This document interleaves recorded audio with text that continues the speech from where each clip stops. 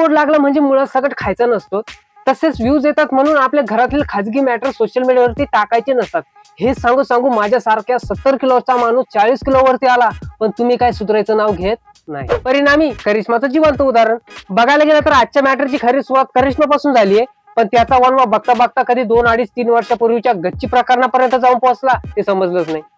आणि मग काय, नळावरच्या बायकांच्या भांडणाला सुद्धा मागे पाडतील अशी युट्यूब वरती या बायकांचा दणादण धिंगाणा सुरू झाला. सकाळच्या नाश्त्यामध्ये यांच्या कम्युनिटी पोस्ट, दुपारच्या जेवणामध्ये यांचे ब्लॉग, संध्याकाळी पुन्हा चहासाठी यांचे शॉर्ट व्हिडिओ आणि रात्रीच्या जेवणापासून ते रात्री पार झोपे लागूपर्यंत नाकावरती मोबाईल पडूपर्यंत यांच्या लाईव्ह नुसती चवचव लावली. काय आहे नेमकं पूर्ण प्रकार, चला बघूया.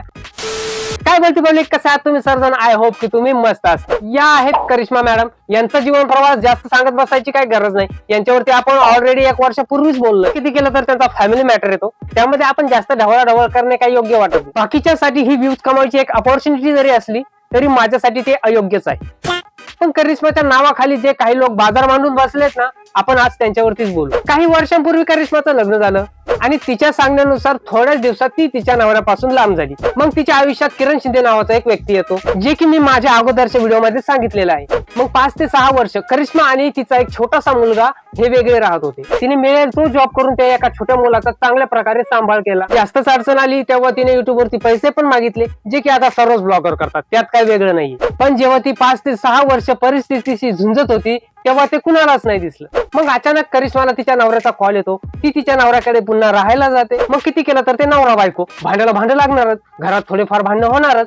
आणि करिश्माने सवयीप्रमाणे आपल्या घरातील भांडणं युट्यूब वरती टाकली. पण यावेळी यांच्या भांडणाने जरा वेगळंच रूप घेतलं. करिश्माने जे घरातील भांडणाचे व्हिडिओ युट्यूब चॅनलवरती टाकले होते ते तिच्या नवऱ्याला अजिबात आवडले नाही. तिच्या घरात पुन्हा प्रमाणाच्या बाहेर वाद सुरू झाले आणि बघता बघता पुन्हा गोष्ट जाऊन पोहोचली डिवोर्स पर्यंत. हे इथेच नाही थांबलं. करिश्माच्या सांगण्यानुसार तिच्यावरती प्रचंड प्रमाणात मारहाण झाली आणि अशा परिस्थितीत तिने माधुरी सखीमांची मदत मागितली आणि इथूनच खरी सुरुवात झाली युट्यूब वरती एका महायुद्धाची. करिश्माची फ्रेंड मोहिनी मॅडम. माहितीनुसार करिश्माने मदतीसाठी सर्वात पहिल्यांदा मोहिनी मॅडम यांना कॉल केला, पण त्याकडून काय मदत झाली नाही. मग नाइलाजाने करिश्माने माधुरी सखीमंचला कॉल केला आणि तिला तिकडून हवी ती मदत झाली. पण माधुरी सखीमंच आणि मोहिनी हजारे यांच्यात आधीपासूनच वाजलेलं आहे. आणि मग काय, माझी फ्रेंड असून माझ्या दुश्मनाकडे मदत मागतीये याचा मोहिनी मॅडमच्या मनात प्रचंड राग. आणि मग काय, किती केलं तर करिश्मा आणि मोहिनी आधीपासूनच्या मैत्रिणी आणि या दोघींनी काही दिवसापूर्वी सोबत काही व्हिडिओज काढलेले जे की करिश्माच्या युट्यूब चॅनलवरती होते. मग लगेच मोहिनी मॅडमने करिश्माच्या युट्यूब चॅनलवरती कॉपीराइट स्ट्राईक देऊन करिश्माचे चॅनल टर्मिनेट करून टाकले.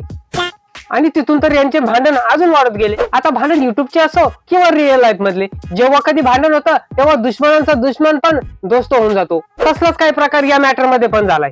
आता ह्या आहेत संजीवनी राणे. यांच्या चॅनलवरती इथून तिथून लसूण पेरल्यासारखं त्या मोहिनी हजारेला वाटेल ते बोललं जात होतं आतापर्यंत. पण या भांडणाने जरा क्रॉस कनेक्शन झालं, त्यामुळे यांच्या चॅनलवरती आता सगळं काही करिश्मालाच बोललं जातं, कारण ह्या स्वतःला एक रिॲक्शन वाली समजतात.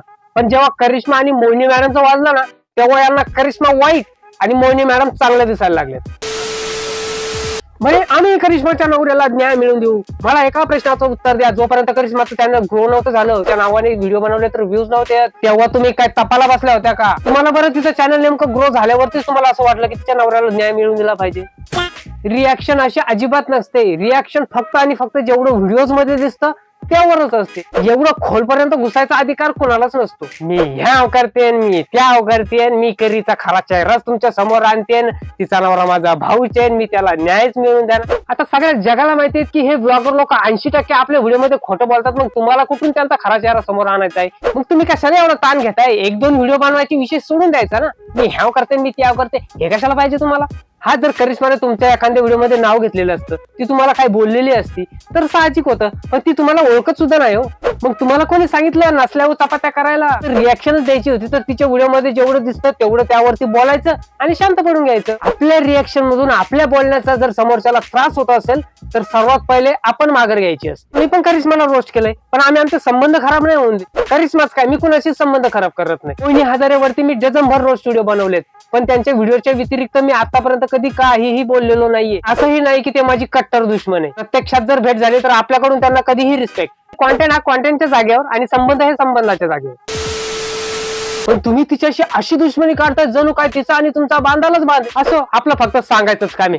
कारण की आता जर ज्यांना आपल्या लाईव्हवरच्या धडाच्या कमेंट वाचता येत नाही त्या जर न्याय मिळवून द्यायला निघाल्या तर सर्व समाजसेवक आणि न्याय व्यवस्था काहीच कामाची नाही असंच तुम्ही दाखवून देताय. तुम्हाला हे गच्ची प्रकार आठवतं का?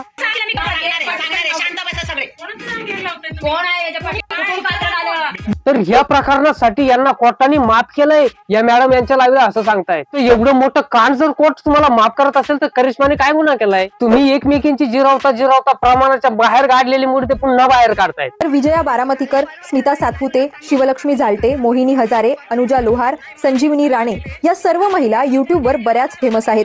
या सगळ्यांचे आपापले युट्यूब चॅनल्स आहेत. या सर्व महिला जनरल विषयावर व्हिडिओ बनवून पोस्ट करत असतात. त्यात मग एकमेकींची उणीधुणी काढणंही आलं. काही वर्षापूर्वी युट्यूबवरती एक निंदनीय प्रकार झाला होता. त्या प्रकाराचा कुठेतरी लोकांना चांगल्या प्रकारे विसर पडला होता. पण तुमच्या असल्या वागण्यामुळे ते पुन्हा सर्व बाहेर येते. तुमच्या असल्या वागण्यामुळे तुमचा पैसा आणि वेळ दोन्हीही वाया जाणारच. पण त्या पीडित महिलेला प्रमाणाच्या बाहेर मानसिक त्रास होणार. करिश्मा 100% चुकीची आहे. तिला तिच्या चुकीची जाणीव पण आहे. तिने तिची चूक मान्य पण केली आहे. मग कितीपर्यंत हा मुद्दा उचलून धरायचा? कुठेतरी या गोष्टीला थांबवलं तर पाहिजेच ना. म्हणजे तुम्हाला असं वाटतं का करिश्माने तिची एक नवीन सुरुवात केलीच नाही पाहिजे? तिने एक चूक केली ज्याची शिक्षा तिने आयुष्यभर भोगली पाहिजे. एक महान सेलिब्रिटी मोहिनी मॅडम यांनी सांगितलंय, माझं मन आहे, माझं शरीर आहे, मला 2 काय 10 नवरे करण्याचा सुद्धा कायद्याने अधिकार दिलेला आहे.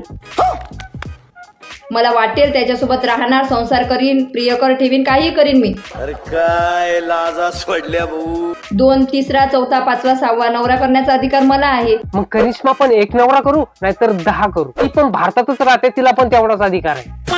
बोलायचंच असेल तर तिच्या कॉन्टेंट वरती बोला.